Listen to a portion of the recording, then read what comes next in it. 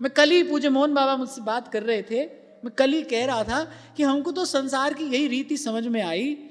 उदाहरण देता हूं आपको, किसी ने आपसे पैसे उधार मांगे, अब वो बड़ी उसने विनय किया, आपसे उधार ले गया, 6 महीना में लौटा दूंगा।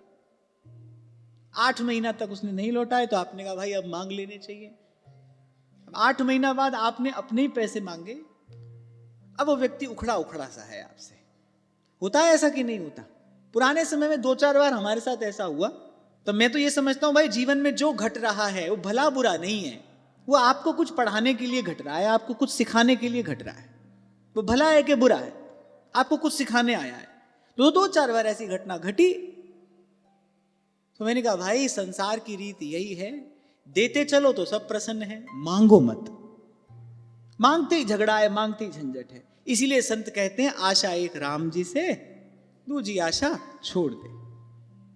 और मैं तो कहता हूं प्रभु से यही कहिए कि इस संसार से कभी मांगने का अवसर उपस्थित ही ना हो।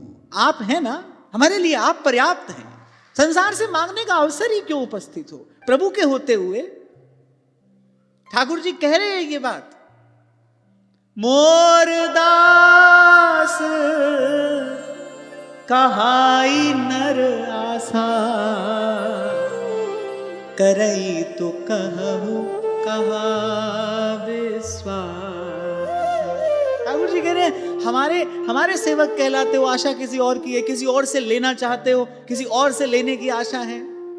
करई ये आशा करे तो कहो कहा विश्वासा, फिर हमारा विश्वास क्या है? दास तो कैसा हो, बने तो रघुवर पे बने और बिगड़े तो भरपूर। जो रघुवर को ना रुचे वह बनवे में धूर। कल आपसे कह तो रहा था भगवान को और काम क्या है, यही तो एक काम है इनके पास में, अपने भक्तों का कार्य करते हैं और अपने हाथ से करते हैं।